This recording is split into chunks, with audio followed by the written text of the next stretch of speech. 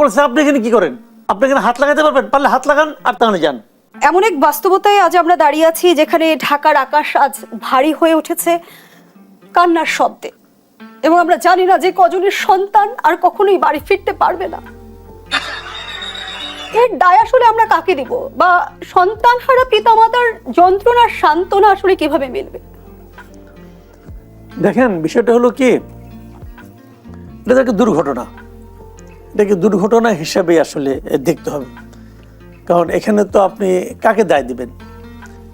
বিমানের যিনি চালাচ্ছিলেন তিনি তো নিজেও মারা গেছেন, এবং এটা বলা হচ্ছে যে উনি চেষ্টা করেছেন যে এটা লোকালয়ের বাইরে কোথাও নিয়ে যাওয়ার জন্য।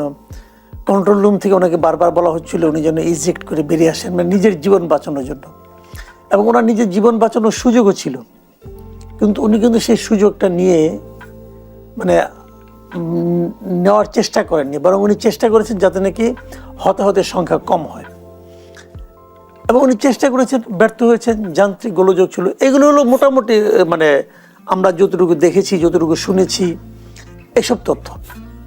কিন্তু যে ক্ষতিটা হবার সেটা তো হয়েই গেল। এখন কয়েকদিন আগেও আমরা দেখেছি কিন্তু ভারতে একটা ঘটনা ঘটেছিল, ওটা একটা যাত্রীবাহী বিমান ছিল, সেটা তো যে একটা মেডিকেল কলেজের ক্যান্টিনের উপর যে পড়লো। আর এখানে তো একটা ছোট ছোট বাচ্চাদের স্কুলের উপর পড়লো। মোট এই পর্যন্ত যদ্দূর খবর পেয়েছি 20 জন মারা গেছে। আমরা আল্লাহর কাছে প্রার্থনা করতে পারি যেন মৃতের সংখ্যা না বাড়ে। আমাদের তো দৌড় এই পর্যন্ত, আমরা আর কি করতে পারি? কিন্তু কতগুলো প্রশ্ন কিন্তু থেকেই যায় যে এই বিমানটা কবে কেনা হয়েছিল, এই বিমানগুলো আর কি, এই ধরনের আরও অনেক বিমান আছে বাংলাদেশ সেনা বিমান বাহিনীর কাছে। যতটুকু আমি জেনেছি এ পর্যন্ত প্রায় বিমান বহরের 36টা বিমান আছে, তার মধ্যে অধিকাংশই এই বিমানগুলি, এই F-7, এগুলো চাইনিজ বিমান, চীন থেকে কেনা হয়েছিল 2013 সালে সম্ভবত।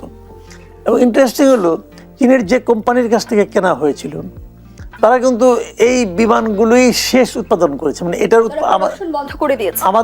আমাদের কাছে বিক্রির পর এটা প্রোডাকশনই বন্ধ করে দিয়েছে। তো প্রোডাকশন বন্ধ করতে পারে, এরকম অনেক বিমানই তারা অনেকে বন্ধ করে দেয়। তাহলে আমরা কি 2013 সালে আবার এখানে কিন্তু পলিটিক্স চলে আসে। 13 সালে কে কিনেছে, কত টাকা দিয়ে কিনেছে, কেনা ঠিক হয়েছে কিনা, ওই সময় কারা ক্ষমতায় ছিল, এগুলো নিয়ে আলোচনা হতে পারে। যেহেতু রন্ধ্রে রন্ধ্রে দুর্নীতির তথ্য আমাদের দেশে আছে, এখানে এটা হতেও পারে। এবং তারও যে বড় কথা, এই একই বিমান কিন্তু এর আগেও দুবার দুর্ঘটনা পতিত হয়েছে, এবং দুবারই কিন্তু যিনি চালক ছিলেন উভয়ে মারা গেছেন। একবার বোধহয় 2018-তে, একবার 2021-এ, যতটুকু আমি পড়েছি, যতটুকু আমি মনে করতে পারি। তার মানে কি এই বিমানটা রিস্কি বিমান। এখন কি হবে? আরও তো বিমান বহরে অনেকগুলো আছে, এখন সবগুলিকে আপনি বাদ দিবেন তা তো পাবেন, অনেক টাকা দিয়ে কেনা হয়েছে এগুলো। আবার এগুলোতে চড়তেও তো আমাদের বৈমানিকরা কতটা সাহস পাবেন, এখন তো এক ধরনের তাদের মধ্যে এক ধরনের টেনশন কাজ করবে। তো সব মিলিয়ে না একটা এলোমেলো অবস্থা। এখন এটার সমাধান কিভাবে হবে এটা তো আমরা বলতে পারবো না, কিন্তু বড় ক্ষতি হয়ে গেল ভাই। আমাদের অনেকগুলি বাচ্চা, এই এক একটা বাচ্চা মনে করেন মানে কত স্বপ্ন এদেরকে ঘিরে, তাই না? এবং তারা বুঝতেও পারলো না যে তাদের মৃত্যুটা কেন হলো, কি ছিল তাদের অপরাধ। তাদের তো কোনো অপরাধ নেই, নিষ্পাপ বাচ্চারা সবাই। এবং ভাবেন এই ফ্যামিলিগুলি কথা, যাদের বাচ্চাগুলি মারা গেল তাদের ফ্যামিলিতে কি অবস্থা, এখন চিন্তা করে দেখেন একবার। যারা বেঁচে গেল তারাও কিন্তু তাদের সহপাঠীকে হারালো, বন্ধুকে হারালো, তাদেরও কিন্তু সারা জীবন এই ট্রমাটা থেকে যাবে। আমি জানি না রাষ্ট্রীয় শোক কালকে ঘোষণা করছে, এতেই বা কি হবে। আর আমি একটা কথা বারবার বলতে চাই, সেটা হলো কি এই ধরনের এই মানে আপনার মানে ঝুঁকিপূর্ণ যে সমস্ত কাজকর্ম, এগুলো না আসলে লোকালয়ের বাইরে যেয়ে করা উচিত। কেন থাকতে হবে একদম রাজধানী শহরেই, কেন এগুলো করতে হবে? যদি একটু লোকালয়ের বাইরে হচ্ছে, যেমন আগের যে দুটো মানে নষ্ট হয়েছিল এই F-7-এর, সেগুলো একটা ছিল মধুপুরে, মধুপুর বনের মধ্যে, আর একটা ছিল কক্সবাজারে, ওখানে সমুদ্রে পড়ে গিয়েছিল। সেগুলিও ক্ষতি হয়েছে, যারা মারা গেছে তারা অবশ্যই আমাদের জাতীয় সম্পদ, কোনো সন্দেহ নেই। কিন্তু সেখানে তো এরকম মানে এত লোক মারা যায়নি। মৃত্যুর ক্ষেত্রে সব মৃত্যু বেদনাদায়ক, কিন্তু মৃত্যুর ক্ষেত্রে সংখ্যাও একটা বিষয়। তো এবং এখানে তাদের কোনো ভূমিকাই নেই, ছোট ছোট বাচ্চা। আমি এটাকে আমি আর কীভাবে বর্ণনা করবো আমি জানি না। ফিরে এলাম এইমাত্র এক সংবাদে দেখছিলাম যে আহতদের দেখতে উপদেষ্টার রাজনৈতিক দলের নেতাদের ভিড়ে বার্ন ইনস্টিটিউটের ভেতরে বাইরে বিশৃঙ্খলা, এই ক্রান্তিকালে আমাদের আরেকটু সচেতন কিংবা সংবেদনশীল হওয়ার প্রয়োজনীয়তা দেখেন কিনা? আমি একটা জিনিস বুঝি না, এই পলিটিক্যাল পার্টির লিডারগুলো ওখানে কাজটা কি? তারা কি ওদের কানের কাছে যে রাজনৈতিক বক্তব্য দিবে, অথবা এমন কিছু আছে তারা বলতে পারবে যেটা বললে ওদের ব্যথা কমবে, অথবা ওদের পেইনটা কমবে, অথবা ওদের ওদের যারা নাকি আছে, অভিভাবক আছে, তাদের মনে কোনো শান্তি আসবে? কেন তারা যায়? এই নাটক তো কোনো দরকার নেই, এটা অপ্রয়োজনীয় কাজ। যে কাজ মানে যাওয়া উচিত হাসপাতালে, বাইরের লোকের যাওয়ারই উচিত না, ওটা ডাক্তাররা যাবে। বিদেশে তো কাউকে ঢুকতেই দেয় না। বিদেশে হলে পরে প্রাইম মিনিস্টারও ঢুকতে পারতো না ওখানে। তার কি কাজ? কোনো কাজ নেই রে ভাই। আমি অনেকদিন আগে আমার মনে আছে ইংল্যান্ডের একটা ঘটনা বলি আপনাকে, যে কি একটা জিনিস নষ্ট হয়েছে, ব্রিজ দেখি নষ্ট হয়েছে, মানুষ ওখানকার লোকজন শতপ্রণোদিত হয়ে সেটাকে মানে সারতেছে। ওই সময় ইংল্যান্ডের প্রাইম মিনিস্টার ছিলেন ডেভিড ক্যামেরন। তো ডেভিড ক্যামেরন ওখানে গিয়েছেন দেখার জন্য। যারা কাজ করে তারা বলছে, আপনি এখানে কি করেন? আমি এখানে দেখতে আসছি। আপনাকে দেখতে আসার দরকারটা কি? আপনি এখানে হাত লাগাতে পারবেন, পারলে হাত লাগান, আর তাহলে যান। তো এইটা হলো গিয়ে বেসিক কথা। আপনার এখানে কাজটা কি? যারা এখানে গিয়েছেন তারা এখানে কি করবেন? দেখাতে গেছেন এই যে আপনার সঙ্গে এনসিপি আছে, আপনার সঙ্গে বিএনপি আছে, আপনার সঙ্গে জামাত আছে, দেখে আমার লাভ কি? দেখে যার গেছে তার পাশে এনসিপি না ডক্টর ইউনূস কে আছে, এটা দেখে তার লাভটা কি? পারলে আমার বাচ্চার পেইনটা একটু কমান। এটা পারবেন আপনি? আপনি ডাক্তার, আপনি পারবেন? পারবেন না। আপনি হাসপাতালগুলিকে ঠিক করেন, এটা পারবেন? পারলে করেন। ক্ষমতায় যেহেতু হাসপাতাল ঠিক করবেন না, ক্ষমতায় যাওয়ার পরে আপনি যখন মন্ত্রী হবেন, এমপি হবেন, আপনার সামান্য সর্দি কাশি হলে আপনি সিঙ্গাপুর যাবেন। আপনি এখানে হাসপাতাল ঠিক করবেন? করবেন না তো। করেন নাই কেন? আজকে 54-55 বছর হয়ে গেছে দেশের বয়স, কি করতে পারছেন? যে 52 ইউনিট হয়েছে এটা তাও তো বিগত গভর্নমেন্টের আমল হয়েছে। আগে তো আগুনে পুরো মানেই মৃত্যু ছিল আমাদের এখানে। সেখানে যা কিছু এটা হয়েছে মোটামুটি ভালো হয়েছে, এটাকে আরো আধুনিক করেন। ওটা পারবেন? পারলে ওটা করেন। আজকে প্রতিজ্ঞা করেন। আমি তো মনে করি এই দেশের একটা নিয়ম হওয়া উচিত যে যারা যারা ইলেকশন করতে চায়, যারা ক্ষমতায় যেতে চায়, তাদের দেখাতে হবে যে বিগত 5 বছরে তারা চিকিৎসার জন্য কখনো বিদেশ যায় নাই। দেশে চিকিৎসা, যে লোক দেশকে চিকিৎসার জন্য উপযুক্ত মনে করে না, সে এই দেশে কিভাবে থাকবে? এটা করে দেন, দেখবেন সমস্ত হাসপাতাল 5 বছরের মধ্যে ঠিক হয়ে গেছে। যখন তারা জানবে আমি এমপি মন্ত্রী হওয়ার পর দেশের বাইরে চিকিৎসা করতে পারবো না, তখন তারা নিজেদের জীবনের লক্ষ্যে দেশের হাসপাতাল ঠিক করে ফেলাবে। কিন্তু তারা করবে না। তারা এই দেশটাকে, আমাদের পলিটিক্যাল লিডারদের ক্যারেক্টার কি জানেন? তারা এই দেশটাকে ন্যায় লুটপাটের জন্য বিদেশ দিয়ে তারা সংসার করে। আগে বউ পাঠিয়ে দেয়, পরে তারা সবাই যায়। এই সমস্ত মৌসুমী পলিটিশিয়ান, এই সমস্ত মৌসুমী বুদ্ধিজীবী যারা আছে, এদেরকে আগে ত্যাগ করতে হবে। আমাদের এখানে এই সমস্যাগুলি হচ্ছে। আমি মনে করি রাজনৈতিক দলের নেতা, এটা আবার আরেকটা সমস্যা আছে, কিন্তু সেটাও বলি।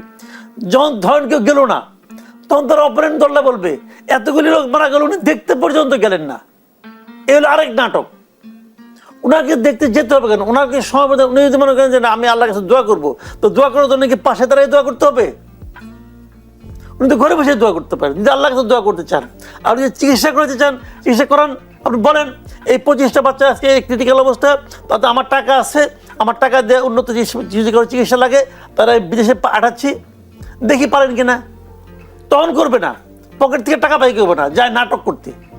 যাই হোক, এটা নিয়ে আর কি বলবো। এবং শুধু রাজনৈতিক দলের নেতাকর্মী উপদেষ্টারাই নয়, আমরা যেমনটি দেখলাম যে সামাজিক যোগাযোগ মাধ্যমে ছড়িয়ে পড়া তথ্য দেখে কিন্তু উৎসুক জনতা রক্ত দিতে চাই, এই বিষয়টি নিয়েও কিন্তু ডাক্তার নাসির উদ্দিন যেটি স্পষ্ট করেছেন, উনি ক্লিয়ার করলেন যে এই নাটকে তো আপনার রক্ত যদি লাগে আপনার নাম লেখে আসেন, যান নাম লেখে আসেন যে আমি রক্ত দিতে চাই।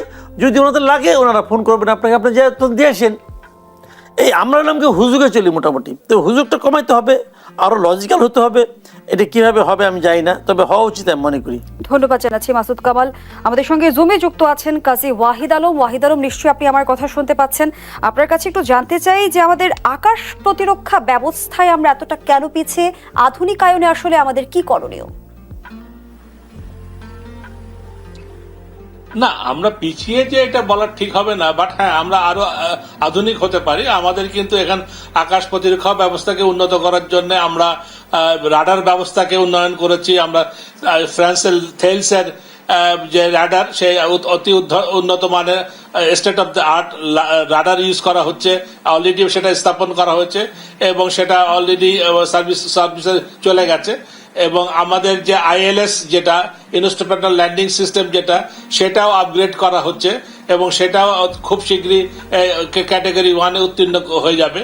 সো এইগুলো কিন্তু হচ্ছে, কিছু যে হচ্ছে না তা না, বাট এটা প্রয়োজনের তুলনায় অথবা যখন যেটা বেশি প্রয়োজন সেটা না করে এটা হয়তো আমাদের লং টার্ম প্ল্যানিং এর থেকে আমাদের শর্ট টার্ম প্ল্যানিং এ আমরা বেশি interested. Because short term planning করতে পারলে যদি প্রজেক্ট নেওয়া যায়, সেই ক্ষেত্রে হয়তো রাজনৈতিক সরকারের আমলে এইগুলোর প্রতি মানুষের আগ্রহটা বেশি থাকে, তাহলে তাদের কিছুটা হলে সুযোগ তুলে নিতে পারে আর কি।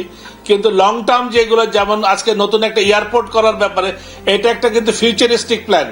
একটা এয়ারপোর্ট করতে গেলে মিনিমাম 10-12 বছরের পরিকল্পনা করে করতে হবে। তো 10-12 বছরের পরিকল্পনা যদি একটা বাস্তবসম্মত যে পরিকল্পনা করতে হয়, তাহলে কিন্তু সে 10-12 বছর একটা পরিকল্পনার জন্য সেইভাবে পরিকল্পনা করতে হবে। কিন্তু সেটা আমরা কতটা চিন্তা করি না, আমরা চিন্তা করি শর্ট টার্মে কোনটা করা যায় সেটা, যার জন্য আমরা আজকে এখানে এই থার্ড টার্মিনাল করার ব্যাপারে বেশি আগ্রহী ছিলাম। আমরা নতুন আরেকটা আগ্রহ দেখিনি আর কি। সো কাজে আমাদেরকে জাতীয় প্রয়োজনটাকে আগে দেখতে হবে এবং আমাদের যে এখনকার পরিস্থিতি চিন্তা করলে হবে না। এভিয়েশনে আমরা জানি যে এখন ঢাকা এয়ারপোর্টের প্যাসেঞ্জার ক্যাপাসিটি হলো 12.5 মিলিয়ন প্যাসেঞ্জার এখন যাতায়াত করে ঢাকা এয়ারপোর্ট থেকে। বাট এইটা ইন্টারন্যাশনাল এয়ার ট্রান্সপোর্ট অ্যাসোসিয়েশন বলছে এই প্যাসেঞ্জার মুভমেন্টটা আগামী 10 বছরে এটা 25 মিলিয়ন হয়ে যাবে। সো আমরা এখন 12.5 মিলিয়ন প্যাসেঞ্জার এই এয়ারপোর্ট দিয়ে আমরা সামাল দিতে হিমশিম খাচ্ছি। তো সেখানে যদি 25 থেকে 30 মিলিয়ন প্যাসেঞ্জার হয়, তখন এই এয়ারপোর্ট কিভাবে আমরা সামাল দিব আর কিভাবে আমরা সেটাকে করব, সার্ভিস এনশিওর করব প্যাসেঞ্জারদেরকে, বা আমাদের নিরাপত্তা কিভাবে বিধান করব। সো এই জিনিসগুলো কিন্তু আমরা চিন্তা করি না। এইগুলো চিন্তা করা আমাদেরকে ফিউচারিস্টিক প্ল্যানের জন্য অনেক আগে থেকে প্ল্যান করতে হবে। এয়ারপোর্ট করতে গেলে এটা কিন্তু মিনিমাম 10 বছর আগে প্ল্যান করতে হবে, করে সেটা সেইভাবে চলে গেছে, এক নাহলে আমরা উদ্বোধন করতে পারিনি। সো এইটা আমরা খালি শুনেই যাচ্ছি যে এটা 2024-এ হবে, 2025-এর জুন মাসে হবে, জুলাই মাসে হবে, এবং শেষ আমরা শুনছি যে 99% শেষ হয়ে গেছে, এখন 1% বাকি। কিন্তু সে জীবনের কিছুগুলো আমরা বাক সর্বস্ব কথাবার্তা বলে থাকি, এইগুলো থেকে বেরিয়ে এসে আমাদেরকে বাস্তবসম্মত কথা। আলম, যে প্রশ্নটি বিরতির আগে আপনার কাছে রেখে গিয়েছিলাম, প্রশিক্ষণ কতটা সময় উপযোগী এবং বিমান বাহিনীর চৌকস অফিসার ফ্লাইট লেফটেন্যান্ট তৌকির ইসলামের প্রথম একক মিশন ছিল আজ, যাকে বলা হয় সোলো ফ্লাইট ট্রেনিং। জানতে চাই, যুদ্ধ বিমান পরিচালনার জন্য যে সক্ষমতার প্রয়োজন, তাতে কোনো ঘাটতি ছিল কিনা? আমি মনে করি না সে আমাদের বিমান বাহিনী যারা বৈমানিক আছেন তাদের মধ্যে কোনো ঘাটতি আছে। আমাদের বিমান বাহিনী প্রত্যেকটা বৈমানিকই কিন্তু চৌকস এবং তাদের ট্রেনিং ব্যবস্থাপনা অত্যন্ত উন্নত মানের। হ্যাঁ, এই ধরনের ট্রেনিং কালীন সময়ে দুর্ঘটনা নানা কারণেই ঘটতে পারে। সেটা হিউম্যান এরর হতে পারে, সেটা মেকানিক্যাল ফেলিয়ার হতে পারে, ইঞ্জিন ফেলিয়ার হতে পারে, বার্ড হিট হতে পারে, বিভিন্ন কারণে কিন্তু একটা দুর্ঘটনা ঘটে থাকে। এবং এই দুর্ঘটনা কিন্তু শুধু বাংলাদেশেই হয় তা না, এটা পৃথিবীর সব দেশেই কিন্তু এই ধরনের দুর্ঘটনা হয়ে আসছে আর কি।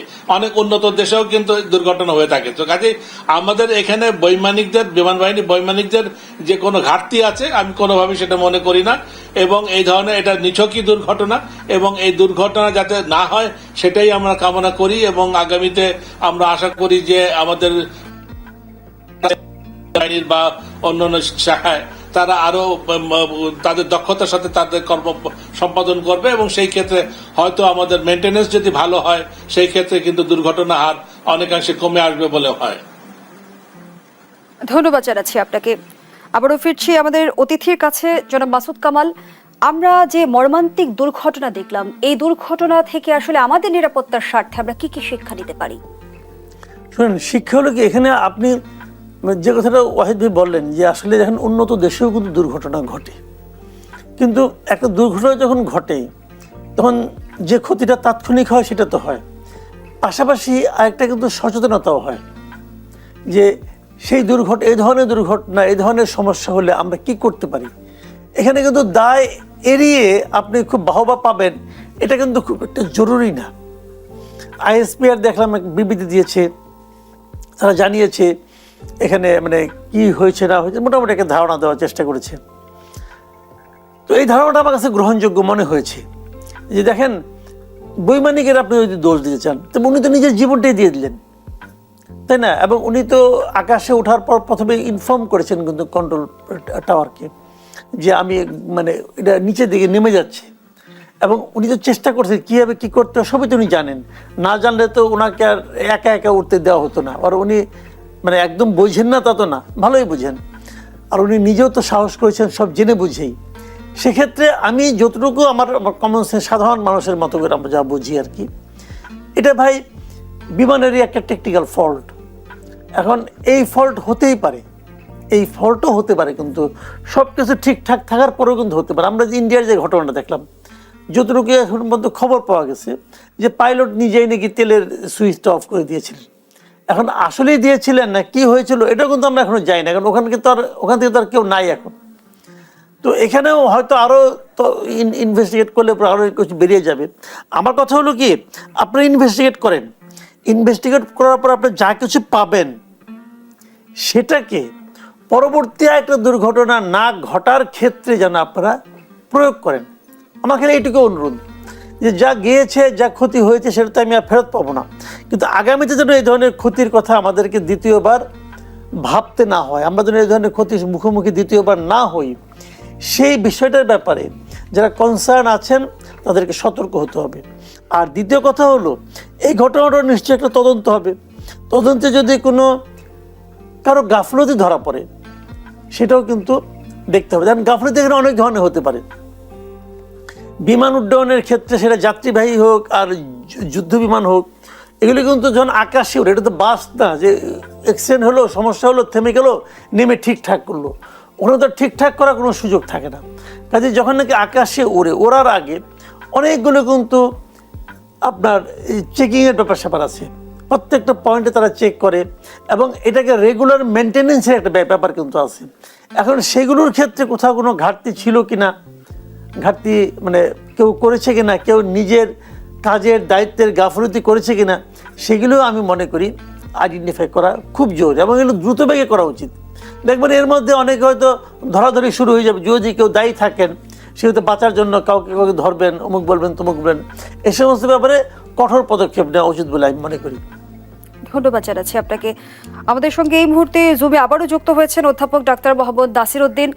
ডাক্তার নাসির উদ্দিন, আপনার কাছেও জানতে চাই আবারও যে আমরা যেমনটি আসলে সংবাদে দেখছিলাম কিছুক্ষণ আগে, যে এখনো আসলে উৎসুক জনতার ভিড় রয়েছে বার্ন ইউনিটের সামনে, উৎসুক জনতার উদ্দেশ্যে আপনি কিছু বলতে চান কিনা, আর দগ্ধরা প্রয়োজনীয় চিকিৎসা পাচ্ছে কিনা?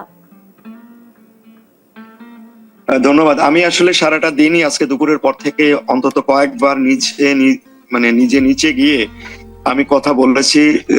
আমাদের চিকিৎসার পাশাপাশি আমাদের আসলে এই ম্যানেজমেন্টের এই পোর্শনটা আমাদের জন্য আসলে সত্যি বেদনাদায়ক, যে আমরা যে প্রক্রিয়ায় বার্নের চিকিৎসা হয় তাতে মানুষের ভিড় অত্যন্ত ক্ষতিকর একটা ব্যাপার। আমরা তো আমাদের যারা চিকিৎসক আছে সকাল থেকে কন্টিনিউয়াসলি আমরা পালাক্রমে বলতে পারেন যে শিফটিং করে করে প্রত্যেকটি জায়গাতে চিকিৎসা দিয়ে যাচ্ছি। কিন্তু এই যে বাইরে যে লোকটা আপনি দেখছেন, আমি কিছুক্ষণ পরপরই গিয়ে আমার এইচডিউর সামনে, আমার আইসিইউর সামনে গিয়ে আমাকে বলতে হচ্ছে যে আপনাদের বাচ্চাদের চিকিৎসার সাথে আপনারা থাকবেন না, কারণ এই হসপিটালের চিকিৎসা ব্যবস্থাটা এমনই, কারোর কোনো ওষুধপত্র কিনতে হয় না, কারোর বাইরে থেকে কোনো সার্ভিস প্রয়োজন হয় না, আমার নার্স ডাক্তাররা এনাফ। তো এই জায়গাগুলোতে আমি বলতে সারাদিনে আমি খুবই নিজেই এক্সস্ট ফিল করছি যে আর কতভাবে আমরা বুঝাইতে পারি। আমি মনে করি যে আপনারা এখন এই দায়িত্বটুকু পালন করেন, মানুষকে বলেন, বুঝান যে আমরা চিকিৎসার জন্য, আর বাচ্চারা যারা চিকিৎসা নিতে এখানে আসছে তাদের চিকিৎসার বিন্দু মাত্র কোনো সংকট হবে না। চিকিৎসকের সংকট নাই, নার্সের সংকট নাই, ওষুধের সংকট নাই, কোনো কিছু, তাদের কারোকে কিছু করতে হবে না, তাদের রোগীর পাশে থাকারও তেমন কোনো বিষয় নেই, এবং রক্তের প্রয়োজনীয়তাও নাই। যা কিছু আছে এভরিথিং আমরা ক্যাটাগরিক্যালি আমরা সবকিছু ম্যানেজ করে ফেলেছি, কারণ এগুলো তো আমরা অভ্যস্ত। আমরা রোগী আসার আগে থেকে আমার হসপিটাল প্রস্তুত ছিল, আমরা যখনই সংবাদ পেয়েছি। তো এই জন্য আমার পক্ষ থেকে এইটুকুই বলার যে আননেসেসারি এই ভিড়টা যারা যাদের ভালো হয়ে যাওয়ার সম্ভাবনা আছে তাদের জন্য অত্যন্ত ক্ষতিকারক হবে। Cross infection is very dangerous. তো এই জায়গাগুলোতে আপনারা ভূমিকা রাখবেন বলে আমি মনে করি।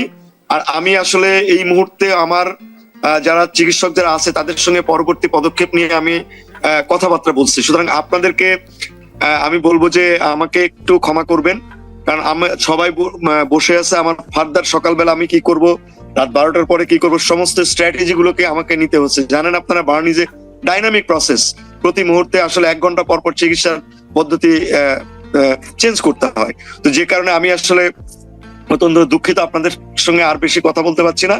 তো রিকোয়েস্ট থাকবে এটা, আপনারা মানুষকে বলেন নিশ্চিতে আমাদের উপরেই তারা নির্ভর করতে পারে। আমরা তাদের বাচ্চাদের জন্য আমরা আছি, সারা রাত আছি, পরবর্তী সময় আছি, যতদিন পর্যন্ত তাদের চিকিৎসার প্রয়োজন হয় আমরাই করব। তাদের এই অযথা ভিড় প্রয়োজন নাই। আমরা তাদের প্রয়োজন হলে আমরা প্রত্যেকের ফোন নাম্বার আছে, আমরা ডেকে ডেকে তাদেরকে জানিয়ে দেবো এবং রেগুলার ব্রিফিং আমরা করব। এই মেসেজটুকু আপনারা পৌঁছে দেন। কৃতজ্ঞ যে আপনি অসংখ্য এই ধন্যবাদ। সময়ের মধ্যে আমাদের সময় দিয়েছেন এবং তথ্য তুলে ধরছেন।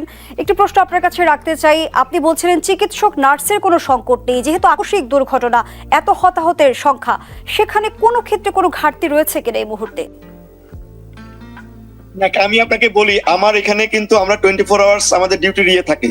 যখন এরকম দুর্ঘটনা ঘটে সবার ছুটি বাতিল, এভরিবডি চলে আসছে। মানে এখানে কিন্তু ব্যাপারটা এরকম না যে, কারণ আমরা তো 24 ঘন্টা ডিউটি করি, যে শিফটিং আওয়ারে, মানে প্রত্যেক ডাক্তার প্রত্যেক নার্সের ছুটি বাতিল ঘটনা ঘটার সাথে সাথে। এবং আমরা কিন্তু এই ব্যাপারে হ্যাবিচুয়েটেড। আমরা একটা 24 ঘন্টা 48 ঘন্টা 72 ঘন্টা কাজ করে কিন্তু অভ্যস্ত। তো সুতরাং ওই বিষয়টা আমাদের আসলে হয় না, এটা প্র্যাকটিক্যালি হয় না, এটা শুধু কথার কথা না। আমার একবারে যখন 28টা রোগী আসছে, 28টা রোগীর কাছে আমার 28 জন ডাক্তার 28 জন নার্স পৌঁছে গেছে, কারণ আমরা আগে থেকে এগুলো জানি, আমাদের এই সম্পর্কে পরিপূর্ণ ধারণা আছে। ওই জায়গাটাতে আমরা প্র্যাকটিক্যালি এটা পসিবল যে আমার কোনো আসলে নার্স এবং ডাক্তারের সংকট নাই। অসংখ্য ধন্যবাদ জানাচ্ছি ডাক্তার মোহাম্মদ নাসিরউদ্দিন। আপনি যেহেতু চিকিৎসার সেবায় নিয়োজিত আছেন, আমরা আপনার সময় নষ্ট করতে চাইছি না, কৃতজ্ঞতা প্রকাশ করছি আপনার প্রতি। মাসুদ কামাল, শেষ প্রশ্নটা আপনার কাছে রাখতে চাই। আমরা দেখি যে সরকার আসে সরকার যায়, কিন্তু আমাদের প্রতিরক্ষা ব্যবস্থা আধুনিকায়নে যুগোপযোগী কোনো পদক্ষেপ আমরা কেন গ্রহণ করতে দেখি না? ছোট্ট পরিসরে শুনবো। আমি একটা ছোট কথা বলি, যেমন আমাদের আর্মি বলেন, আমাদের বিমান বাহিনী, নৌবাহিনী বলেন, আমরা তো একটা ছোট দেশ। আমাদের চারপাশে যে দেশগুলো আছে, ভারত বলেন, মিয়ানমার বলেন, তারা কিন্তু অনেকটা মানে এই সমস্ত সমরাস্ত্রের ক্ষেত্রে অনেক বেশি ইকুইপড আমাদের চেয়ে, অনেক বেশি। তো সেক্ষেত্রে আমার খালি একটাই বক্তব্য থাকবে, তাই বলে কি আমাদের সশস্ত্র বাহিনী থাকবে না? অবশ্যই থাকবে। আমার খালি একটাই কথা, যে আমাদের যে ছোট সশস্ত্র বাহিনী আছে, যে আর্মি আছে, নেভি আছে, অথবা এয়ারফোর্স আছে, যাই আছে, তাদেরকে যেন যে ইকুইপমেন্টটা আপনি আনবেন, জুরাদিলি মার্কের ইকুইপমেন্ট আনেন না। বিমান কিনবেন, বেস্ট বিমানটা কিনেন। হয়তো কখনোই যুদ্ধ কাজ আমাদের করতে হবে না, কিন্তু যখন তারা ট্রেনিং নেবে, তারা যেন সবচেয়ে বেস্টটা দিয়ে কিনে। টাকা তো খরচ কম করতেছেন না। এবং যান্ত্রিক ত্রুটির কারণে আমাদের এখানে দুর্ঘটনা আমাদের দেখতে না হয়। মানে আপনার কি বলে, এই খাতে, সামরিক খাতে আমাদের ব্যয় তো অনেক। ব্যয় যখন করবেনই, ভালোটা করেন। এই এমন কিছু কিনেন না যা নাকি ওরা আপনাকে শেষ করে দিব, ওইটা আনতে হবে, ওইটা আনলে কমিশন বেশি পাওয়া যাবে। এটা আগের আমলে হয়েছে, আমি জানি না, দুর্ঘটনার ঝুঁকিও থাকে। ভালো কিছু করেন যাতে নাকি আমাদের যাই থাকুক, যেন ভালোটা থাকে। আমরা আমাদের